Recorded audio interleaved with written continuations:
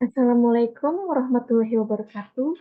Perkenalkan, nama saya Alvina Natasha dengan NPM 121-2021-003 akan menjelaskan tentang standar profesional akuntan publik atau standar audit 2020 pengendalian mutu untuk audit atas laporan keuangan. Untuk mempelajari ini lebih mudah, standar audit 220 pengendalian mutu untuk audit atas laporan keuangan dibagi menjadi 3 bab. Yang pertama ada definisi, yang kedua ada ketentuan. Nah, dalam ketentuan ini dibagi menjadi beberapa subbab, yaitu 2.1 tanggung jawab kepemimpinan atas mutu audit, 2.2 ketentuan etika yang relevan, 2.3 penerimaan dan keberlanjutan hubungan dengan klien dan perikatan audit, 2.4 penugasan tim perikatan, 2.5 pelaksanaan perikatan, 2.6 pemantauan, 2.7 dokumentasi. Lalu di bab ketiga ada materi penerapan dan penjelasan lain. Di bab ini terdapat subbab 3.1 sistem pengendalian mutu dan peran tim perikatan, 3.2 tanggung jawab kepemimpinan atas mutu audit, 3.3 ketentuan etika yang relevan, 3.4 penerimaan dan keberlanjutan hubungan dengan klien dan perikatan audit, 3.5 penugasan tim perikatan, 3.6 pelaksanaan perikatan, 3.7 pemantauan, dan 3.8 dokumentasi. Yang pertama kita akan membahas definisi. Pertama ada definisi tujuan ESA, yaitu ada rekan perikatan, penelaahan atas pengendalian mutu perikatan, ada penelaah pengendalian mutu perikatan, ada KAP, ada inspeksi, ada emiten, lalu ada pemantauan jaringan KAP, lalu ada jaringan, kemudian rekan, personel, standar profesi, ketentuan etika yang relevan, lalu ada staff, kemudian ada individu eksternal dengan kualifikasi yang sesuai.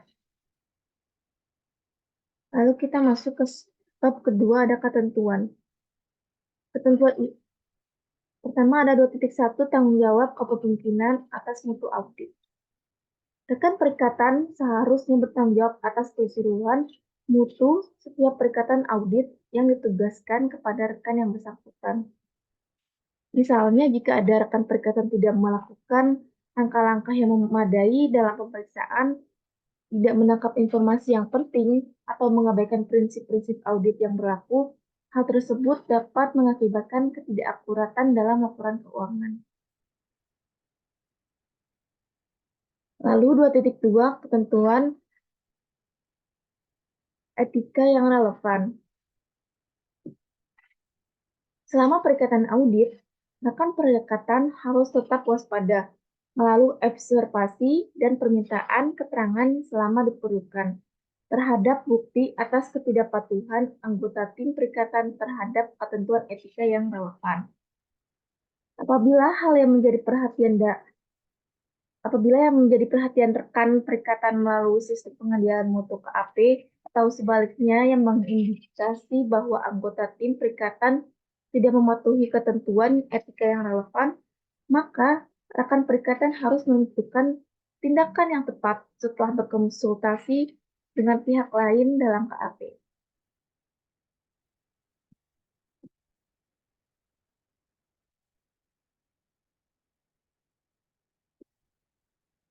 Selanjutnya ada independensi, yaitu rekan perikatan harus menarik kesimpulan atas kepatuhan terhadap ketentuan independensi yang berlaku dalam perikatan audit dalam melakukan hal tersebut. Rekan perikatan harus A. memperoleh informasi yang relevan dari KAP, B. mengevaluasi informasi tentang pelanggaran yang teridentifikasi, C. melakukan tindakan yang tepat untuk menghilangkan ancaman atau menurunkan ke level yang dapat diterima dengan menerapkan dengan menerapkan pencegahan, atau apabila dipandang tepat menarik diri dari perikatan audit ketika penarikan diri tersebut dimungkinkan. Selanjutnya ada 2.3, yaitu penerimaan dan keberlanjutan hubungan dengan klien dan perikatan audit. Rekan perikatan harus dapat diyakinkan bahwa prosedur yang tepat atas penerimaan dan keberlanjutan hubungan dengan klien dan perikatan audit telah diikuti dan harus menentukan bahwa kesimpulan yang ditarik dalam hal ini telah tepat. Ketika rekan perikatan memperoleh informasi yang dapat menyebabkan KAP untuk menolak perikatan audit, seandainya informasi tersebut tersedia lebih awal, rekan perikatan harus mengkomunikasikan informasi tersebut dengan segera kepada KAP, sehingga KAP dan rekan perikatan dapat melakukan tindakan yang diperlukan.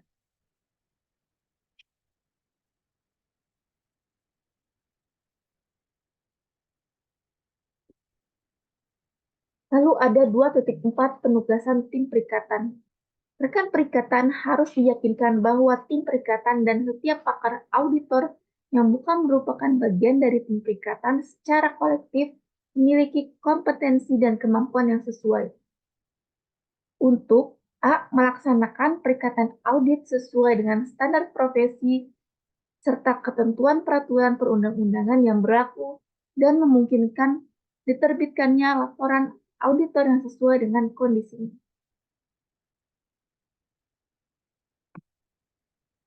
Lalu ada 2.5 pelaksanaan perikatan. Pelaksanaan perikatan bagi menjadi beberapa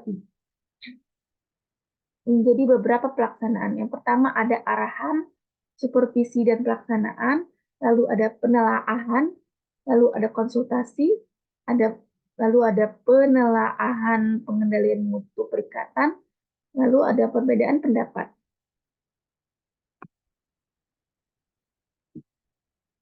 Selanjutnya ada pemantauan.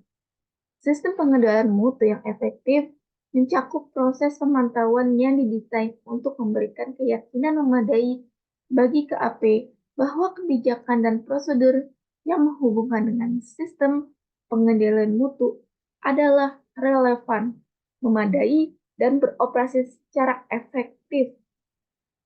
Rekan perikatan harus mempertimbangkan hasil proses pemantauan KAP sebagaimana yang dibuktikan dalam informasi terkini yang disirkulasi oleh KAP dan jika relevan, jaringan KAP lain dan apakah defisiensi yang diidentifikasi dalam informasi tersebut dapat memengaruhi perikatan audit. Selanjutnya ada 2.7 dokumentasi. Audit harus mencantumkan hal-hal berikut dalam dokumentasi audit. Yang pertama ada isu yang diidentifikasi yang terkait dengan kepatuhan terhadap ketentuan etika. Lalu ada B, kesimpulan tentang kepatuhan terhadap ketentuan ketentuan independensi yang berlaku. C, kesimpulan yang ditarik tentang penerimaan dan keberlanjutan hubungan dengan klien dan penerimaan audit. Lalu ada D, sifat dan ruang lingkup serta kesimpulan yang ditarik dari konsultasi yang diterima selama pelaksanaan audit.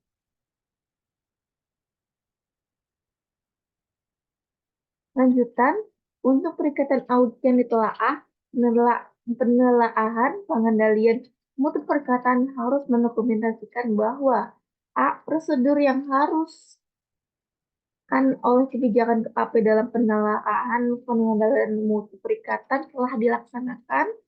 D. Penelaahan pengendalian mutu perikatan telah diselesaikan pada atau sebelum tanggal laporan auditor. C. Penelaahan tidak menemukan adanya hal-hal yang tidak terselesaikan yang dapat menyebabkan penelaahan percaya bahwa pertimbangan signifikan yang dibuat oleh tim perikatan dan kesimpulan yang ditarik tidak tepat.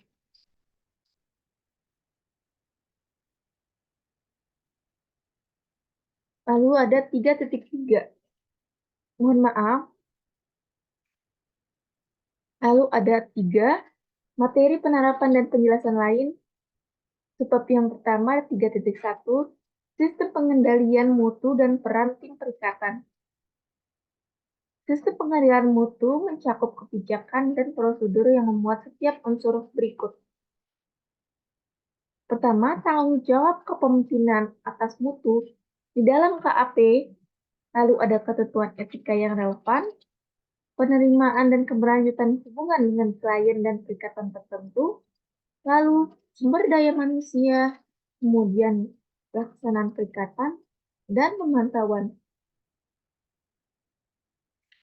Selanjutnya ada 3.2, tanggung jawab kepemimpinan atas mutu audit. Tindakan rekan perikatan dan pesan yang tepat kepada anggota lain tim perikatan dalam mengambil tanggung jawab keseluruhan atas mutu setiap perikatan audit menekan A. Pentingnya mutu audit atas bagian pertama, pelaksanaan pekerjaan yang mematuhi standar profesi serta ketentuan peraturan perundang-undangan yang berlaku. Bagian kedua, kepatuhan terhadap kebijakan dan prosedur pengendalian mutu KAP yang berlaku. Bagian ketiga, penerbitan laporan auditornya sesuai dengan kondisinya. Dan bagian keempat, kemampuan tim perikatan untuk menyampaikan hal-hal yang menjadi perhatiannya tanpa rasa takut terhadap hal-hal yang dapat merugikan dirinya. Lalu ada B, fakta bahwa mutu merupakan hal yang esensial.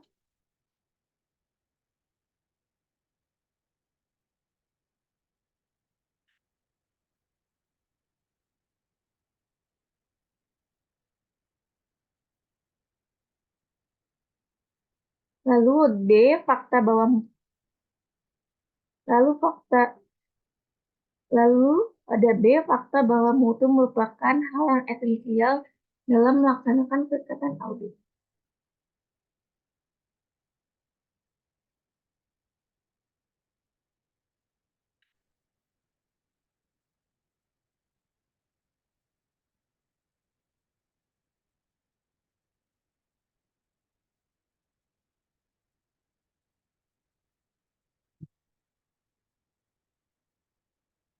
Lalu ada 3.3, ketentuan etika yang relevan.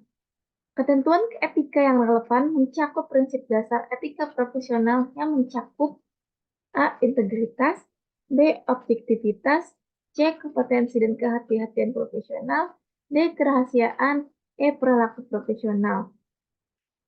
Definisi KAP, jaringan dan jaringan KAP dalam ketentuan etika yang relevan dapat berbeda dari definisi yang terdapat dalam SA ini. Rekan perikatan dapat mengidentifikasi ancaman terhadap independensi yang berkaitan dengan perikatan audit yang di dalamnya pencegahan mungkin tidak dapat menghilangkan atau menurunkan ancaman tersebut ke level yang dapat diterima. Ketentuan statutory dapat menyediakan pencegahan atas ancaman terhadap independensi auditor sektor publik.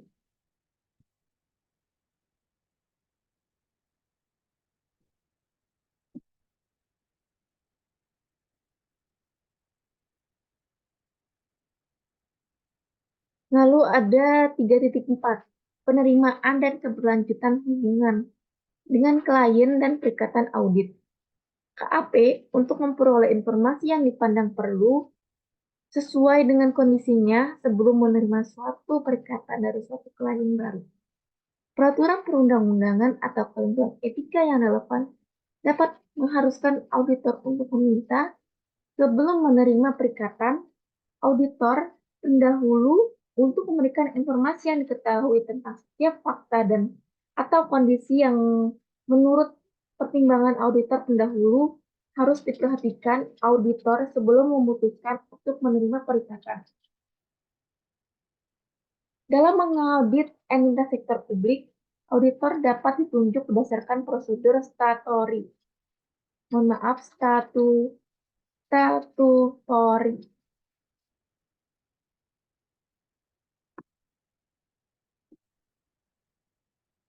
Lalu ada 3.5, penugasan tim perikatan. Tim perikatan juga mencakup seseorang yang menggunakan keahlian tertentu dalam bidang akuntansi atau audit, baik yang ditugaskan maupun yang dikerjakan oleh KAP. Jika ada, yaitu individu yang melaksanakan prosedur audit dalam perikatan tersebut, ketika pertimbangan kompetensi dan kemampuan yang tepat diharapkan ada pada tim perikatan secara keseluruhan dalam mengaudit entitas sektor publik, kompetensi tambahan yang tepat dapat mencakup keterampilan yang diperlukan untuk memenuhi ketentuan perikatan audit.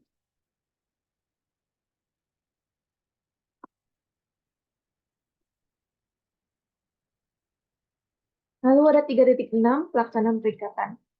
Arahan tim perikatan mencakup komunikasi kepada anggota tim perikatan, kerjasama tim dan pelatihan yang tepat membantu anggota tim perikatan yang kurang berpengalaman untuk memahami secara jelas tujuan pekerjaan yang ditugaskan kepadanya. Tugas-tugas itu bisa yaitu penelaahan, pertimbangan yang relevan ketika perikatan audit melibatkan anggota tim perikatan dengan keahlian tertentu dalam bidang akuntansi atau audit, lalu ada konsultasi, penelaahan pengendalian mutu perikatan, sifat, saat, dan luas penelaahan atas pengendalian mutu perikatan, lalu ada penelaahan pengendalian mutu perikatan atas emiten, lalu ada pertimbangan spesifik atas entitas yang lebih kecil, kemudian ada pertimbangan spesifik atas entitas sektor publik.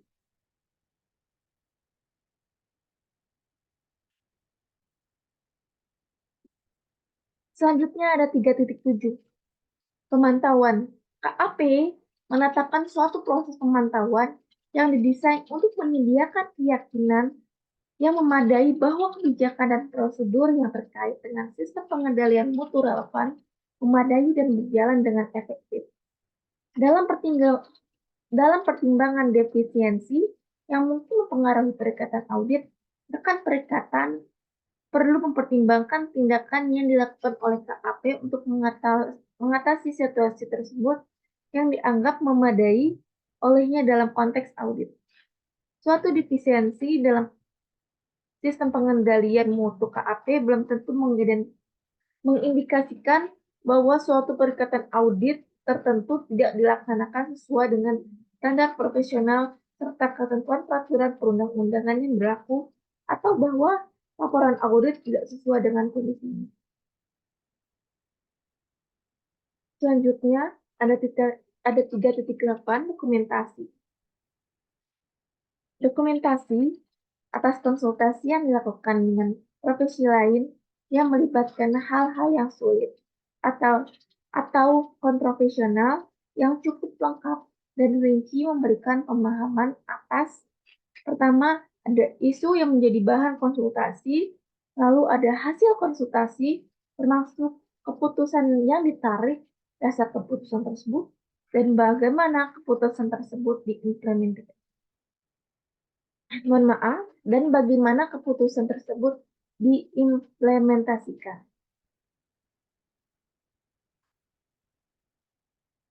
Terima kasih, cukup sekian presentasi dari saya. Kurang lebihnya saya mohon maaf.